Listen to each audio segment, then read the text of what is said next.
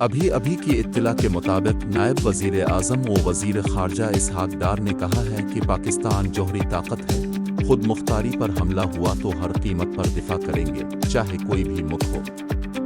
خصوصی انٹرویو میں اسحاق ڈار نے قطر پر حالیہ اسرائیلی حملے کو بین الاقوامی قوانین، اقوام متحدہ کے چارٹر اور مسلم دنیا کی خود مختاری کے خلاف سنگین اقدام قرار دیتے ہوئے کہا ہے کہ اگر مسلم دنیا نے صرف بیانات پر اکتفا کیا تو 2 ارب مسلمانوں کی نمائندگی کرنے والے ممالک اپنی عوام کی نظروں میں ناکام ٹھہریں گے۔ اسحاق ڈار نے کہا کہ اسرائیل ایک بے قابو ریاست بن چکی ہے جو ایک کے بعد دوسرے مسلم ملک کی خود مختاری کو چیلنج کر رہی ہے۔ پاکستان کی جوہری طاقت کے تناظر میں سوال پر اسحاق ڈار نے کہا کہ ہماری جوہری طاقت محض دفاعی صلاحیت ہے، کبھی استعمال نہیں کی اور نہ ہی ارادہ رکھتے، لیکن اگر ہماری خود مختاری پر حملہ ہوا تو ہم ہر قیمت پر دفاع کریں گے، چاہے وہ کوئی بھی ملک ہو۔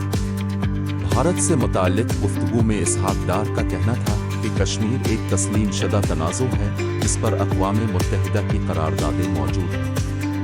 بھارت کا آرٹیکل 370 کا خاتمہ اور جموں و کشمیر کو بھارت میں ضم کرنا جیسے متنازع اقدامات بین الاقوامی قوانین کی خلاف ورزی ہے۔